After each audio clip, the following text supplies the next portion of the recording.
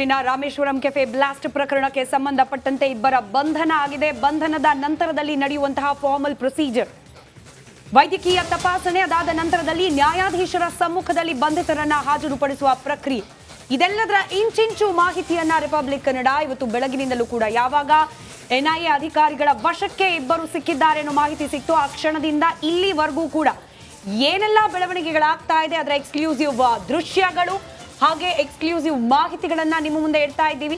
ಇದೀಗ ಇಬ್ಬರು ಆರೋಪಿಗಳ ಬಂಧನ ಪ್ರಕರಣಕ್ಕೆ ಸಂಬಂಧಪಟ್ಟಂತೆ ಮೊದಲು ಸುದ್ದಿಯನ್ನ ಬ್ರೇಕ್ ಮಾಡಿದ ರಿಪಬ್ಲಿಕ್ ಕನ್ನಡ ಈ ಪ್ರೊಸೀಜರ್ ಬಗ್ಗೆ ಕೂಡ ಒಂದಷ್ಟು ಎಕ್ಸ್ಕ್ಲೂಸಿವ್ ಮಾಹಿತಿಯನ್ನ ನಿಮ್ಮ ಮುಂದೆ ಇಡ್ತಾ ಇದೆ. ಈ ಮಾಹಿತಿಗಳು ನಮ್ಮಲ್ಲಿ ಮಾತ್ರ.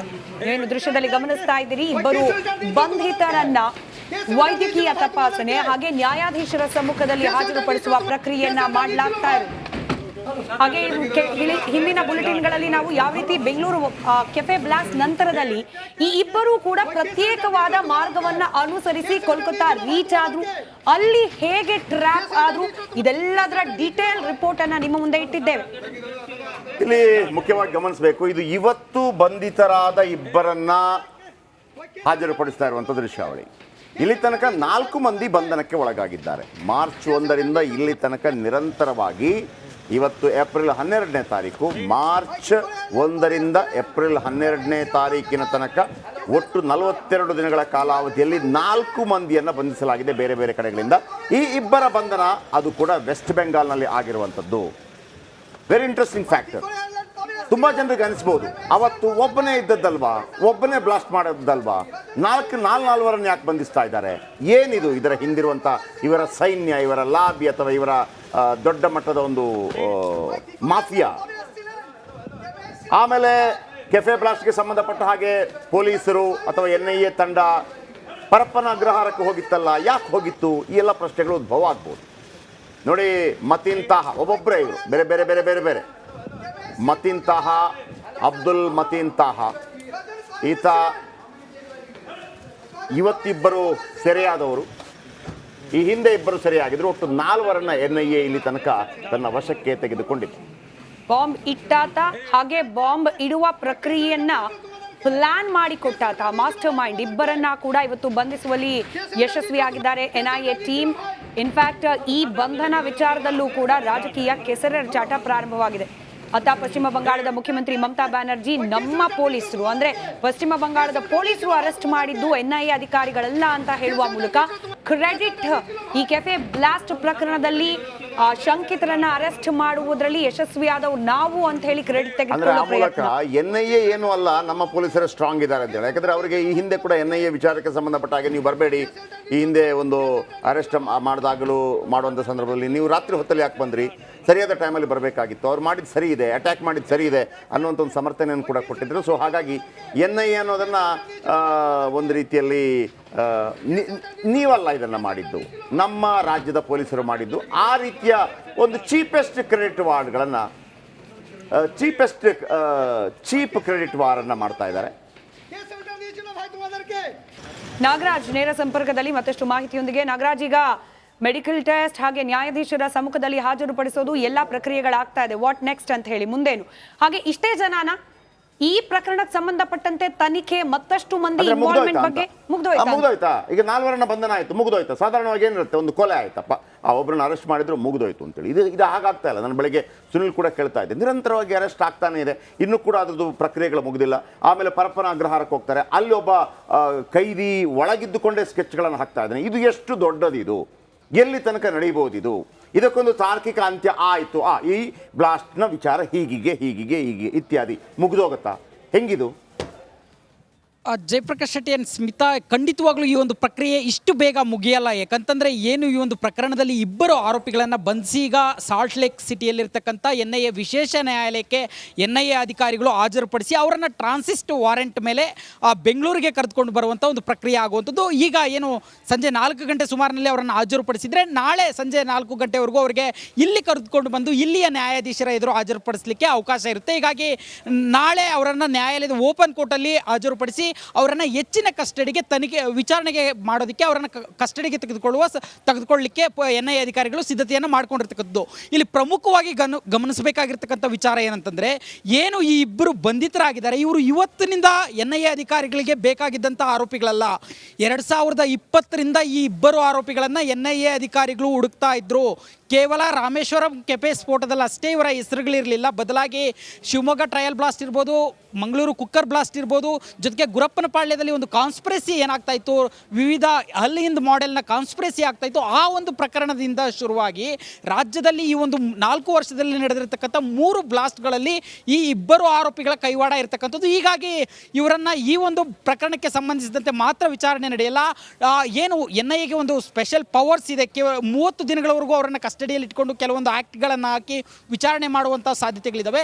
ಎಲ್ಲವನ್ನು ಇವರ ಮೇಲೆ ಪ್ರಯೋಗ ಮಾಡುವಂಥದ್ದು ಅಲ್ಲದೆ ರಾಜ್ಯವಲ್ಲದೆ ಬೇರೆ ಕಡೆ ಈ ಅಲ್ಲಿಂದ ಮಾಡೆಲ್ನ ಅಡಿಯಲ್ಲಿ ನಡೆದಿರ್ತಕ್ಕಂಥ ಸ್ಫೋಟಗಳೇನಿದ್ದಾವೆ ಅದರಲ್ಲಿ ಇವರ ಪಾತ್ರ ಏನು, ಯಾಕಂತಂದರೆ ಇದರಲ್ಲಿ ಒಬ್ಬ ಆರೋಪಿ ಮೇಲೆ POKಯಲ್ಲಿ ಹೋಗಿ ಟ್ರೈನಿಂಗ್ ಪಡೆದುಕೊಂಡಿದ್ದ ಅನ್ನೋ ಒಂದು ಆರೋಪವು ಒಂದಷ್ಟು ಮಾಹಿತಿಯು NIA ಬಳಿ ಇರತಕ್ಕಂಥದ್ದು. ಹೀಗಾಗಿ ಇದರ ಮುಂದುವರೆದ ಭಾಗವಾಗಿ ಈ ಥರ ಸಹಚರರು ಅರೆಸ್ಟ್ ಆಗುವ ಸಾಧ್ಯತೆ ಇರತಕ್ಕಂಥದ್ದು. ಈ ಎಲ್ಲ ನಿಟ್ಟಿನಲ್ಲಿ NIA ಅಧಿಕಾರಿಗಳು ನಾಳೆ ಇವರನ್ನು ಬೆಂಗಳೂರಿನ NIA ವಿಶೇಷ ನ್ಯಾಯಾಲಯಕ್ಕೆ ಹಾಜರುಪಡಿಸಿ ಕಸ್ಟಡಿಗೆ ತೆಗೆದುಕೊಳ್ಳುವ ಸಾಧ್ಯತೆ ಇರತಕ್ಕಂಥದ್ದು. ಜಯಪ್ರಕಾಶ್ ಶೆಟ್ಟಿ, ನಿಮಗೆ ಬಿಗ್ ಡೇ ಹಾಗಾದ್ರೆ.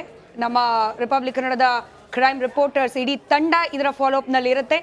ಮತ್ತಷ್ಟು ಮಾಹಿತಿಯನ್ನ ನೇರ ದೃಶ್ಯಾವಳಿಗಳಿದು, ಲೈವ್ ವಿಜುವಲ್ಸ್ ಮತ್ತೊಮ್ಮೆ ಕೋಲ್ಕತ್ತಾದಿಂದ ನೋಡಿ.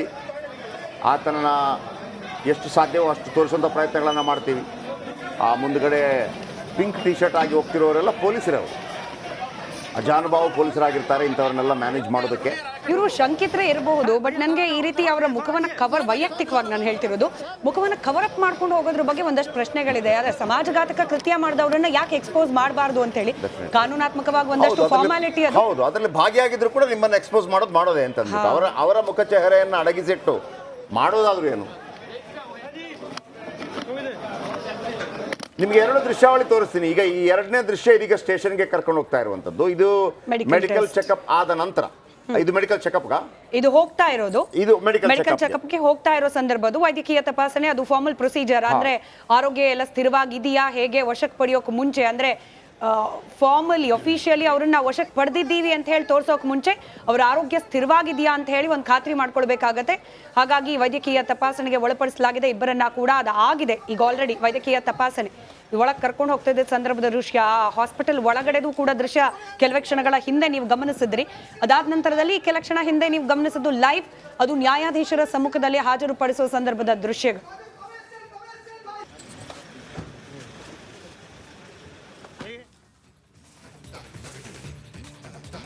ಇನ್ನು ನಾವು ಈ ಪ್ರಕರಣಕ್ಕೆ ಸಂಬಂಧಪಟ್ಟಂತೆ ರಾಜಕೀಯ ಕೆಸರರ ಚಾಟದ ಬಗ್ಗೆ ಮಾತನಾಡ್ತಾ ಇದ್ವಿ. ಕೇವಲ ಪಶ್ಚಿಮ ಬಂಗಾಳ ವರ್ಸಸ್ NIA ಪೊಲೀಸ್ ಹಾಗೆ ಮಾತ್ರ ಅಲ್ಲ, ನಮ್ಮ ರಾಜ್ಯದಲ್ಲೂ ಕೂಡ ಶುರುವಾಗಿದೆ ಕ್ರೆಡಿಟ್ ವಾರ್.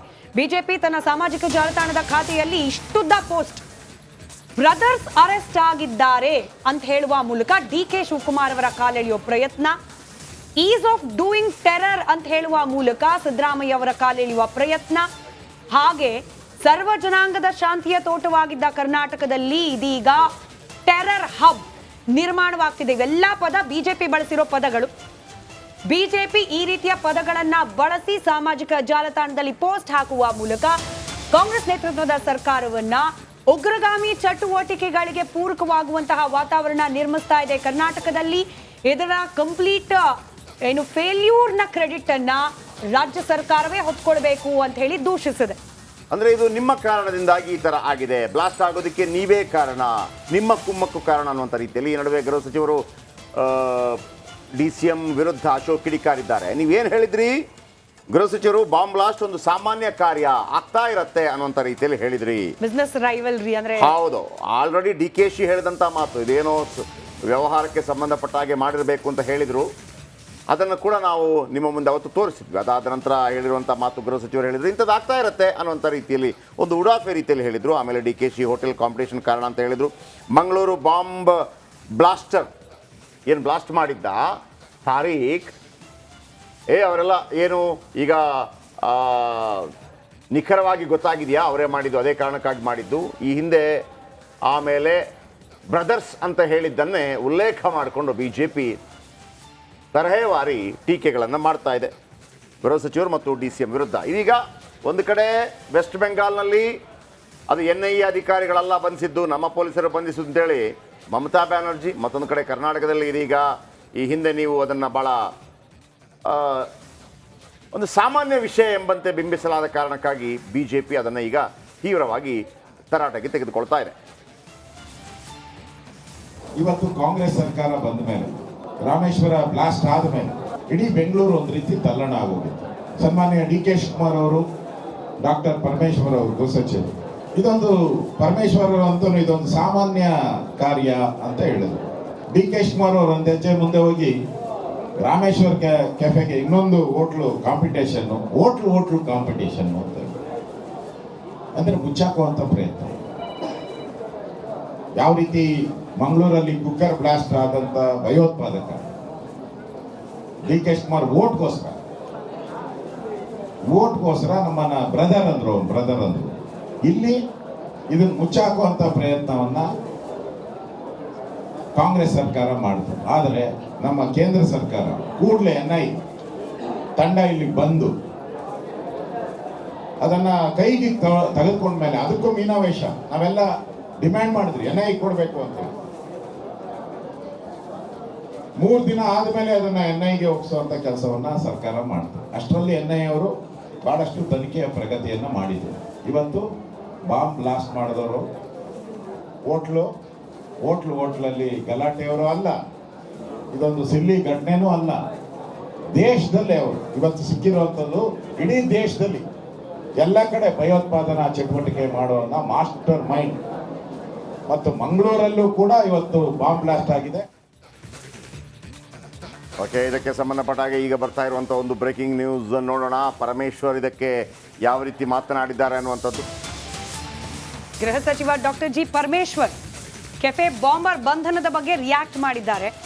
ಕೆಫೆ ಬಾಂಬ್ ಬ್ಲಾಸ್ಟ್ನ ಇಡೀ ವಿಶ್ವ ಗಮನಿಸಿದೆ. ಬ್ಲಾಸ್ಟ್ ಆಯಿತು, ಅದಾದ ನಂತರದಲ್ಲಿ ಏನೆಲ್ಲ ಆಯಿತು, ತನಿಖೆ ಯಾವ ರೀತಿ ನಡೀತಿದೆ, ನಮ್ಮ ಪೊಲೀಸರ ಜೊತೆ ಸೇರಿ NIA ಅವರು ಕೂಡ ತನಿಖೆ ಮಾಡಿದ್ರು. ಬೆಂಗಳೂರಿಗೆ ಅವರನ್ನ ಕಳ್ಕೊಂಡು ಬರ್ತಾರೆ.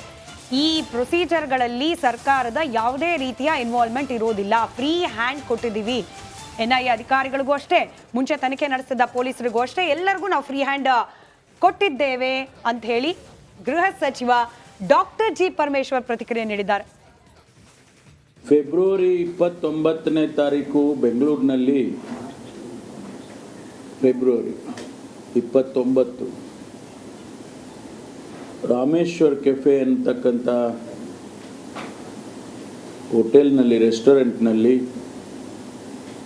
ಬೆಳಿಗ್ಗೆ ಸುಮಾರು 10-11 ಗಂಟೆ ಸಮಯದಲ್ಲಿ ಒಂದು ಬಾಂಬ್ ಬ್ಲಾಸ್ಟು ಆಗಿದ್ದನ್ನು ಇಡೀ ವಿಶ್ವ ನೋಡಿದೆ. ನಾವು ಅವತ್ತಿನಿಂದನೇ ನಮಗೆ ಸಿಕ್ಕಿದಂಥ ಫುಟೇಜಸ್ಸು, CCTV ಫುಟೇಜಸ್ಗಳು ಮತ್ತು ಬೇರೆ ಬೇರೆ ರೀತಿಯಲ್ಲಿ ಸಿಕ್ಕಿದಂಥ ಫುಟೇಜಸ್ಸನ್ನು ಎಲ್ಲವನ್ನು ಕೂಡ ಪರಿಶೀಲನೆ ಮಾಡಿ ಇನ್ವೆಸ್ಟಿಗೇಷನನ್ನು ಮಾಡ್ತಕ್ಕಂಥ ಸಂದರ್ಭದಲ್ಲಿ NIAನವರು, ನ್ಯಾಷನಲ್ ಇಂಟೆಲಿಜೆನ್ಸ್ ಏಜೆನ್ಸಿನವರು, ಅವರು ಕೂಡ ಇದನ್ನು ಇನ್ವಾಲ್ವ್ ಆಗಿ ಈ ಕೇಸನ್ನು ಅವರೇ ಟೇಕನ್ ಓವರ್ ಮಾಡಿದ್ದಾರೆ.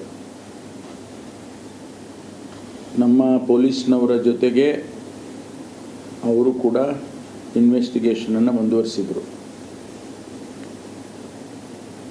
ಏನು ನಮಗೆ ಸಿಕ್ಕಿದಂಥ ಮಾಹಿತಿಗಳು ಮತ್ತು ಅವರು ಗ್ಯಾದರ್ ಮಾಡಿದಂಥ ಮಾಹಿತಿಗಳೆಲ್ಲವನ್ನು ಕೂಡ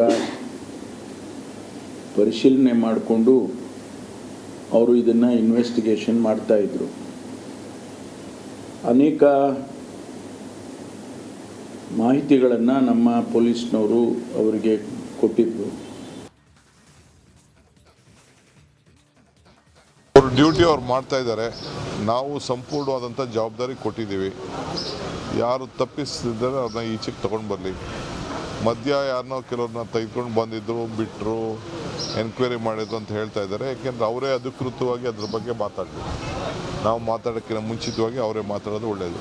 ಅವ್ರ ಡ್ಯೂಟಿ ಅವ್ರು ಮಾಡ್ತಾ ಇದ್ದಾರೆ. ನಾವು ಸಂಪೂರ್ಣವಾದಂಥ ಜವಾಬ್ದಾರಿ ಕೊಟ್ಟಿದ್ದೀವಿ. ಯಾರು ತಪ್ಪಿಸಿದ್ದಾರೆ ಅವ್ರನ್ನ ಈಚೆಗೆ ತೊಗೊಂಡು ಬರಲಿ. ಮಧ್ಯ ಯಾರನ್ನೋ ಕೆಲವ್ರನ್ನ ತೆಗೆದುಕೊಂಡು ಬಂದಿದ್ದರು, ಬಿಟ್ಟರು, ಎನ್ಕ್ವೈರಿ ಮಾಡಿದ್ರು ಅಂತ ಹೇಳ್ತಾ ಇದ್ದಾರೆ. ಯಾಕೆಂದರೆ ಅವರೇ ಅಧಿಕೃತವಾಗಿ ಅದ್ರ ಬಗ್ಗೆ ಮಾತಾಡಲಿ. ನಾವು ಮಾತಾಡೋಕ್ಕಿಂತ ಮುಂಚಿತವಾಗಿ ಅವರು